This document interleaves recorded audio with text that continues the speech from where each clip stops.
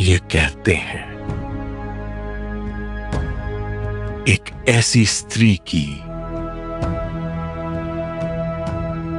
जिसने अनंत सृष्टि के नियम तोड़े, एक ऐसी स्त्री जो बिना अस्त्र के अजय बन गए और खुद मृत्यु को भी अपने आगे झुकने पर मजबूर किया।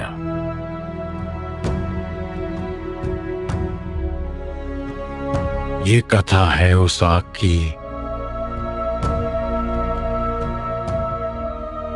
जिसने काल का पहिया रोक दिया।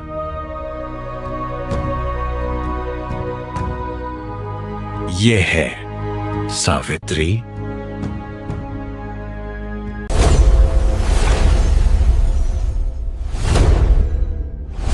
डेथ को हराने वाली पहली वन मैन आर्मी, सावित्री व्रत का अकल्पनीय रहस्य। क्या आप यकीन करेंगे अगर मैं आपसे कहूं कि इस यूनिवर्स के सबसे खौफनाक एपेक्स प्रीडेटर को एक आम इंसान ने बिना कोई हथियार उठाए हरा दिया था। नमस्कार दोस्तों और स्वागत है आपका। जब भी हम सावित्री व्रत या वट सावित्री के बारे में सुनते हैं तो हमारे दिमाग में क्या तस्वीर बनती है? एक बहुत ही पुराना आउटडेटेड सा ट्रेडिशन। ज्येष्ठ महीने की चिलचिलाती गर्मी, बरगद के पेड़ के चारों ओर धागा बांधती हुई कुछ औरतें और एक ऐसा व्रत जहां पत्नियां अपने पति की लंबी उम्र के लिए भूखी प्यासी रहती हैं। लोगों को लगता है कि ये सिर्फ एक पैट्रियार्कल कस्टम है, राइट? पर क्या हो अगर मैं आपसे कहूँ कि ये जो आप देखते हैं वो कहानी का सिर्फ 1% है? क्या हो अगर मैं आपसे कहूँ कि ये कोई सिंपल फास्टिंग रिचुअल नहीं है, बल्कि इस पूरे ब्रह्मांड के इतिहास का सबसे बड़ा, सबसे खतरनाक और सबसे जीनियस नेगोशिएशन है। आज हम कदम रखने वाले हैं सावित्री व्रत की रहस्यमयी और खतरनाक दुनिया में। एक ऐसी दुनिया जहां नियम इंसानों के नहीं बल्कि कॉस्मिक जस्टिस के चलते हैं। हम बचपन से सुनते आए हैं कि मौत अटल है, मृत्यु एक ऐसा एक्सटर्मिनेशन कैंपेन है जिसे आज तक कोई भगवान, कोई दानव या कोई चिरंजीवी भी जड़ से उखाड़ नहीं पाया। जब मौत आती है तो बड़े से बड़े सुरमा घुटने टेक देते हैं, लेकिन ये कहानी एक ऐसे अकेले योद्धा की है, एक ऐसी वन मैन आर्मी की है जिसने सीधा मौत की आंखों में देखा और कहा, मेरा पति आज कहीं नहीं जाएगा। ये कोई आम पौराणिक कथा नहीं है दोस्तों, ये एक ऐसा मिशन स्टेटमेंट है जिसने खुद मौत के देवता को अपने ही बिछाए हुए जाल में फंसा दिया था। जरा सोचिए मौत के देवता यमराज के बारे में। वो इस कॉस्मिक यूनिवर्स के एपेक्स प्रीडेटर है। उनका दरबार कोई आम अदालत नहीं है, वो कॉस्मिक जस्टिस का अल्टीमेट सुप्रीम कोर्ट है। वहाँ कोई करप्शन नहीं चलता, कोई इमोशनल ब्लैकमेल काम नहीं आता। दुनिया का कोई भी सीक्रेट कार्टेल या सीक्रेट आर्मी यमराज को रिश्वत नहीं दे सकती। जब आपका टाइम अप हो गया तो मतलब टाइम अप। यमराज वो फोर्स है जो पूरे ब्रह्मांड का संतुलन बनाकर रखते हैं। और यहीं पर एंट्री होती है हमारी कहानी की प्रोटेगोनिस्ट की सावित्री। मध्य देश के राजा अश्वपति की कोई संतान नहीं थी। सालों की भयानक तपस्या के बाद देवी सावित्री के खुद प्रकट होने पर उन्हें एक बेटी का वरदान मिला। ये लड़की कोई आम राजकुमारी नहीं थी, वो इतनी तेज, इतनी निडर और इतनी प्रभावशाली थी कि आसपास के राज्यों का कोई भी राजकुमार उसके सामने खड़े होने की, उससे शादी करने की हिम्मत ही नहीं जुटा पाता था। आखिरकार राजा ने सावित्री से कहा कि वो अपना जीवन साथी खुद ढूंढे। सावित्री ने पूरे भारतवर्ष का भ्रमण किया और एक ही इंसान को चुना, सत्यवान। एक ऐसा राजकुमार जिसका राज्य छिन चुका था और जो अपने अंधे माता पिता के साथ जंगल में एक रिफ्यूजी की तरह जिंदगी काट रहा था। लेकिन कहानी में असली ट्रिगर तब आता है जब देवर्षि नारद मद्र देश के दरबार में पहुंचते हैं। नारद जी कोई आम ऋषि नहीं थे, वो तीनों लोगों के सबसे बड़े इन्फॉर्मर थे। उन्होंने सावित्री को एक अकल्पनीय और खौफनाक सच बताया। सत्यवान सर्वगुण संपन्न है, लेकिन उसकी कुंडली में एक बहुत बड़ा डिफेक्ट है। ठीक 1 साल बाद, इसी दिन, इसी समय सत्यवान की मौत निश्चित है। उसकी लाइफ की एक्सपायरी डेट तय हो चुकी है। ये वो पल था जहाँ किसी भी आम इंसान की हिम्मत टूट जाती। कोई और होता तो शादी कैंसिल कर देता, किस्मत को कोसता। पर सावित्री का रिएक्शन एकदम अलग था। उसने कहा कि मैंने मन से सत्यवान को अपना पति मान लिया है और अब चाहे जो हो जाए मेरा फैसला नहीं बदलेगा। शादी हुई। सावित्री महलों के ऐशो आराम छोड़कर जंगल की धूल में आ गई। 1 साल बीतने लगा और जैसे जैसे मौत का वो दिन करीब आ रहा था, सावित्री रोई नहीं। उसने किस्मत के सामने सरेंडर नहीं किया। उसने एक भयानक प्रतिज्ञा ली, त्रिरात्र व्रत। सत्यवान की मौत के दिन से ठीक 3 दिन पहले सावित्री ने अन्न और जल का पूरी तरह त्याग कर दिया। 3 दिन और 3 रात तक वो एक मूर्ति की तरह बिना हिले डुले खड़ी रही। ये सिर्फ एक व्रत नहीं था दोस्तों, ये खुद को उस अल्टीमेट वॉर के लिए तैयार करने का एक कॉस्मिक पावर अप था। सावित्री अपने अंदर उस अलौकिक ऊर्जा को मैनिफेस्ट कर रही थी जो जल्द ही पूरे ब्रह्मांड के नियमों को हिलाकर रखने वाली थी।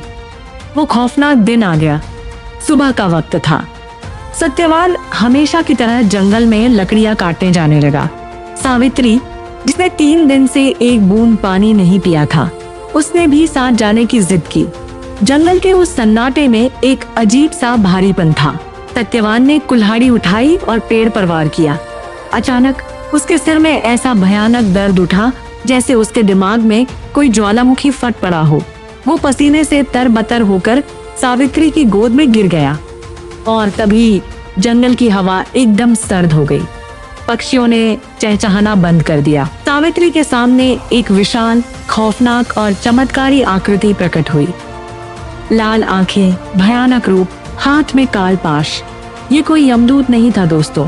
सत्यवान की आत्मा इतनी पवित्र थी कि उसे लेने कोई आम दूत नहीं, बल्कि यूनिवर्स का सबसे बड़ा जज, खुद यमराज चलकर आए थे। यमराज ने अपने पाश से सत्यवान के शरीर से उसके अंगूठे के आकार की आत्मा को खींचा, उसे बांधा और दक्षिण दिशा की ओर चल दिए।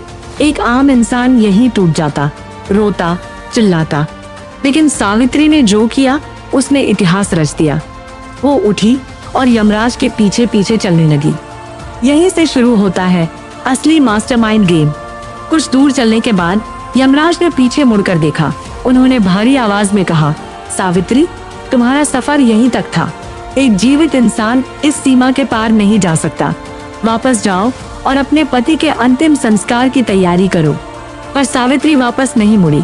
उसने बिना डरे, बिना हिचकिचाए यमराज की आंखों में देखा और धर्म के नियमों पर एक ऐसा लॉजिकल डिबेट शुरू किया जिसने यमराज को हैरान कर दिया।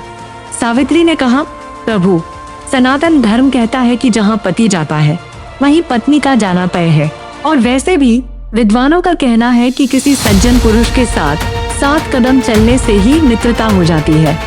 आप तो धर्मराज हैं, मैं आपकी मित्र बन चुकी हूँ, तो मैं आपके पीछे क्यों नहीं आ सकती? यमराज इस लॉजिक से, इस निडरता से गहरे इम्प्रेस हुए। उन्होंने कहा, तुम्हारी बातें सुनकर मुझे बहुत प्रसन्नता हुई। सत्यवान के प्राण छोड़कर तुम मुझसे कोई भी वरदान मांग लो और फिर लौट जाओ। सावित्री ने तुरंत अपने अंधे ससुर की आंखों की रोशनी और उनका छिना हुआ राज्य मांग लिया। यमराज ने कहा, तथास्तु, और आगे बढ़ गए। पर सावित्री फिर भी उनके पीछे पीछे चलती रही। उसने फिर से कॉस्मिक लॉ और धर्मशास्त्र के ऐसे गहरे तर्क दिए कि यमराज को रुककर दूसरा वरदान देना पड़ा। इस बार सावित्री ने अपने पिता के लिए 100 तेजस्वी पुत्र मांग लिए, क्योंकि मध्य देश का कोई वारिस नहीं था। यमराज ने फिर कहा, तथास्तु।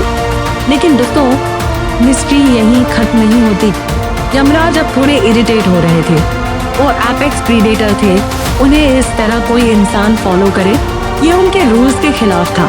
पर सावित्री की अटूट तपस्या और विल पावर के सामने वो भी मजबूर थे। यमराज ने गहरी सांस ली और कहा, सावित्री, तुम बहुत थक चुकी हो। ये तुम्हारा आखिरी वरदान है। सत्यवान की जिंदगी के अलावा जो चाहे मांग लो, लेकिन इसके बाद तुम्हें यहाँ से लौटना ही होगा।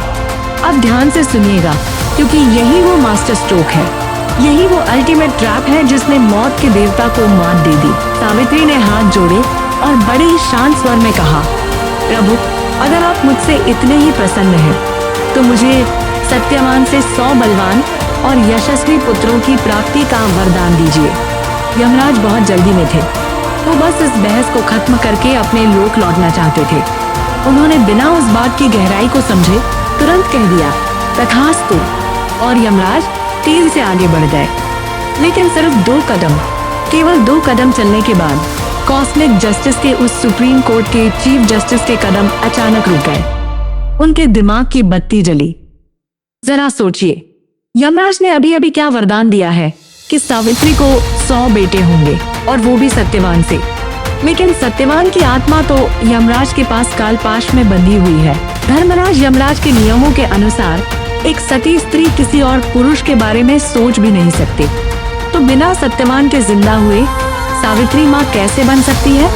सावित्री ने कोई तलवार नहीं उठाई, कोई ब्रह्मास्त्र नहीं चलाया, कोई युद्ध नहीं लड़ा।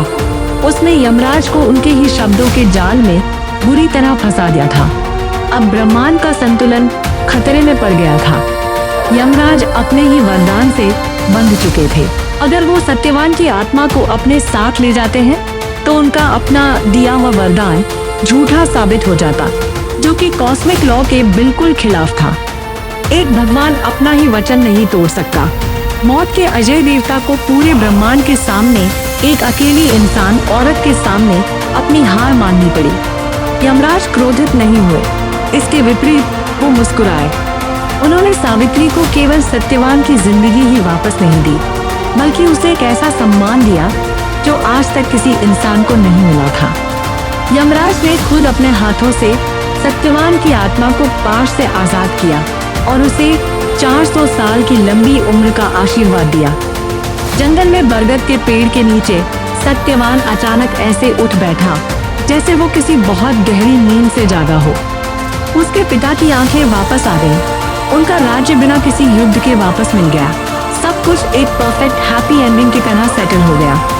पर क्या आपने कभी गहराई से सोचा है कि इस खौफनाक और चमत्कारी कहानी का असली मतलब क्या है?